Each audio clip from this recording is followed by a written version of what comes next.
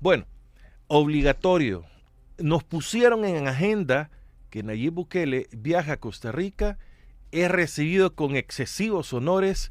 El presidente de El Salvador en Costa Rica lo condecoran, habla con la prensa como no lo hace acá en El Salvador. Hay preguntas incómodas, no, no hay espacio para poder driblar de una muy buena manera las preguntas.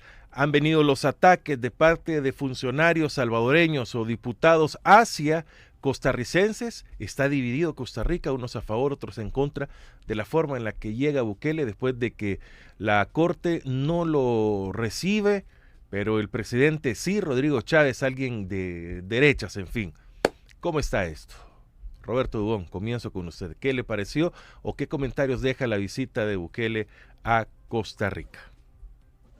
Mira, parece que donde llega Nayib Bukele siempre ocasiona un caos o polémica, porque he estado viendo bastantes declaraciones de funcionarios de Costa Rica y de muchos medios de comunicación en donde eh, tienen esta polémica de que si realmente los militares eran necesarios para enviar la ayuda y de saltarse las trancas de las leyes que tiene Costa Rica también para pedir la autorización. Pero más allá de eso, lo que me llama la atención es esta parte de cómo llega a esta reunión en medio de una crisis que se tiene en Costa Rica, como que todo estuviera planificado. O sea, vení cuando hay una emergencia, te voy a atender, te voy a hacer una cena navideña, te voy a poner ante los medios de comunicación. Eh, Ante la pregunta que le hace una sola periodista, suelta la lengua diciendo, sí, hemos cometido errores y hemos tenido gente inocente presa, pero ya la liberamos. O sea, como si fuera algo de, me cambié de boxer ahorita, ¿verdad? O sea, no mide las consecuencias de sus actos, ¿ya? Y yo creo que eso es lo que más ha causado polémica aquí en El Salvador, las declaraciones que oficialmente el gobierno de El Salvador reconoce que han existido detenciones arbitrarias, que ha existido violación a derechos humanos y que realmente ha existido negligencia por parte de las autoridades al capturar a gente inocente, ¿verdad?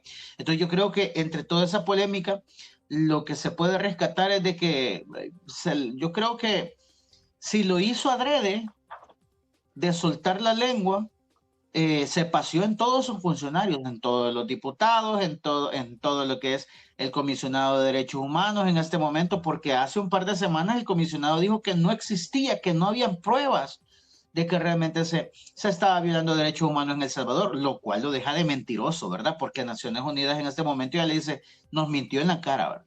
En esa reunión nos mintió. Y básicamente es lo que la primera impresión que te deja esto de la reunión. Y más adelante que se hace político, porque el presidente de Costa Rica ha utilizado al ejército de El Salvador para exponerlo políticamente, lo tiene en cadena nacional, en las conferencias de prensa tiene a un teniente que va a cargo de la delegación y lo pone adelante y le dice, miren, esto es lo que me han mandado, miren, este es el ejército de El Salvador. O sea, utilizando políticamente al ejército de El Salvador en Costa Rica. Entonces, eso es lo que llama la atención. El día de ayer vimos imágenes chocantes, creo yo, para el pueblo costarricense de poner a un militar al frente con el presidente de Costa Rica y el presidente de Costa Rica adulando al militar. Yo creo que eso sí ya te deja un mal sabor de boca para el pueblo costarricense, ¿va? Bastante complicado sin duda y deja muchos comentarios. Su opinión, Franklin Martínez, sobre la visita de Bukele a Costa Rica.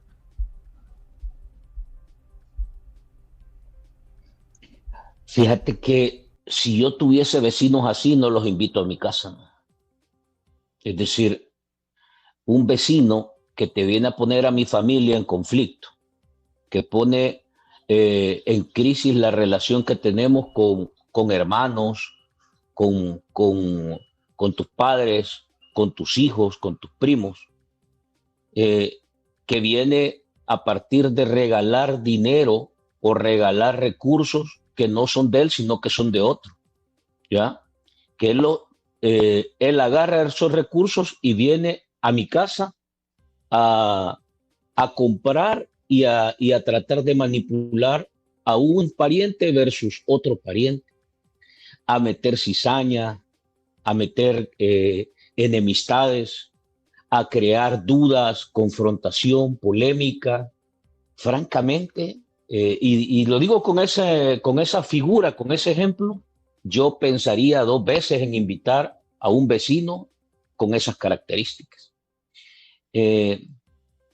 A mí me parece que el objetivo, el propósito principal de Bukele, de esa operación, tenía dos señales, que es lo que más uno interpreta después de toda esta novela.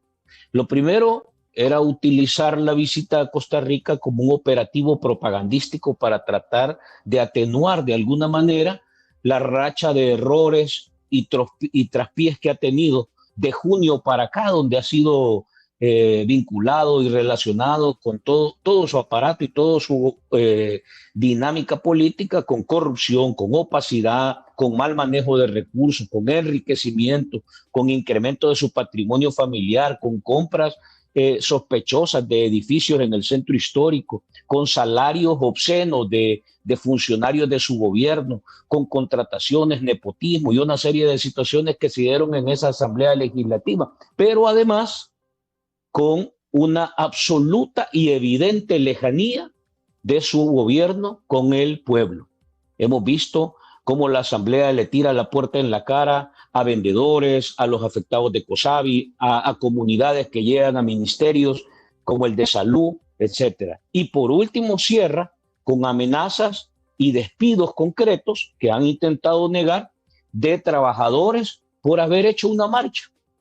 Entonces, me parece que tenía un propósito de encubrir todo esto con un operativo propagandístico que ya sabemos, es un espejismo lo que Nayib Bukele vende.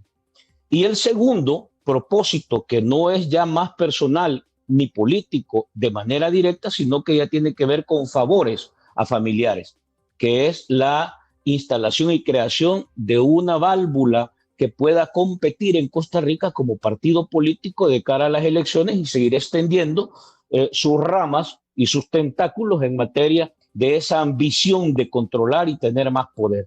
Ahí se habla en Costa Rica de la fundación de un partido donde están familiares o relacionados a familiares de la familia Bukele.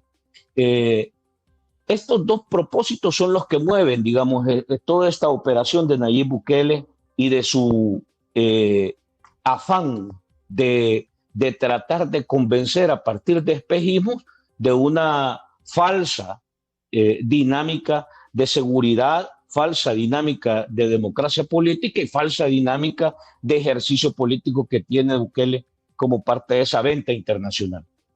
Lo que se encuentra y el resultado es que francamente Costa Rica se divide en dos. Entre los que dicen gracias Bukele por traernos soluciones mágicas a Costa Rica, porque aquí necesitamos resolver los problemas ¿cómo se llama? Con espejismos y con soluciones que de manera acelerada y rápida nos den respuesta. Y otros que dicen, esperen, tengamos cuidado, porque lo que está sucediendo acá es una amenaza a nuestro marco democrático, a nuestro marco constitucional y una serie de señalamientos que empiezan a generar crisis y conflictos. A mí me parece que quedan como 4 señales muy rápidas. Uno, queda en evidencia el enfoque autoritario de Bukele. Creo que es lo principal. Bukele llega a decirle al Congreso de Costa Rica, a la Corte Suprema de Justicia de Costa Rica, pónganse atrás del presidente y dejen de estorbarle. Eso no se puede, hombre, por Dios. Eso es simple y sencillamente no entender que un país respeta los marcos democráticos y que no está en realidad en una dinámica y en una lógica de empujar un pensamiento autoritario. Bukele llega a dar una receta de lo que él hizo aquí, de cómo destartaló la democracia en el país. Segundo, rompe el marco constitucional. Por más que quieran explicarse, y ahora que el presidente de Costa Rica intenta justificar la presencia de militares salvadoreños en Costa Rica, por más que lo intente, la Constitución lo dice.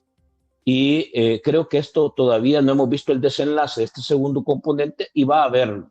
Tercero, miente Bukele de manera descarada sobre el tema de derechos humanos. Habla de derecho a la vida cuando hace un par de días vimos un caso acá escandaloso, triste, penoso, de un trabajador de obras públicas que es entregado a la familia en condición ya de cadáver.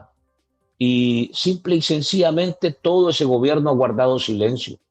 Todo ese gobierno ha guardado silencio. Y eso es un ejemplo de lo que está pasando en las cárceles y en el sistema de seguridad que Bukele anda vendiendo. Entonces, es imposible que Bukele nos venga o intente darnos clases de derechos humanos y peor, de derecho a la vida, cuando tiene en su trayectoria tantas muertes que en realidad no han querido dar la cara ni explicar.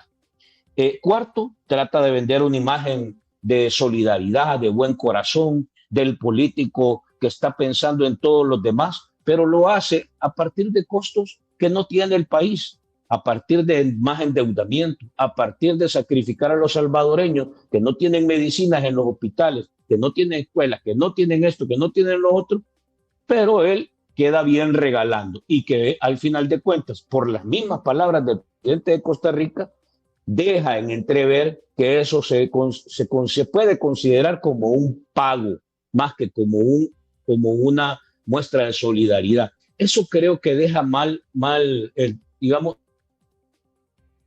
estas operaciones de Nayib Bukele. Lo hizo con los 2 Bitcoin, lo intentó hacer con Valencia. Gracias a Dios, Valencia reaccionó de manera, o España reaccionó de manera, digamos, más cuerda. Pero bueno, Costa Rica prefiere y declara públicamente que es un pago lo que lleva Bukele por todo el montaje que le han permitido. Y por último, mira, a mí sí me deja claro que Bukele trata de vender un sistema penitenciario que está tan cuestionado, sobre todo por el director de centros penales.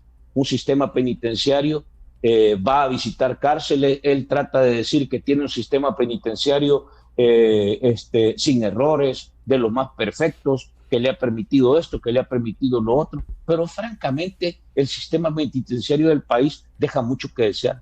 Sigue teniendo señalamientos de torturas, sigue teniendo señalamientos de crímenes de lesa humanidad, sigue teniendo señalamientos de resistirse a obedecer las órdenes de liberación que dan los jueces, sigue teniendo señalamientos de maltrato por intenciones y venganza política, sigue teniendo señalamientos de corrupción, sigue teniendo señalamientos de abuso, de ilegalidad y arbitrariedad.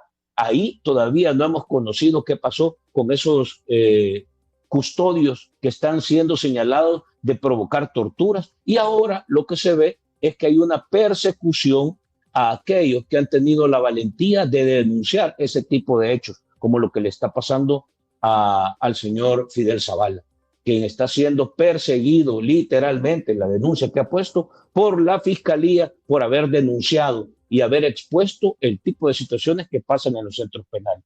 Yo creo que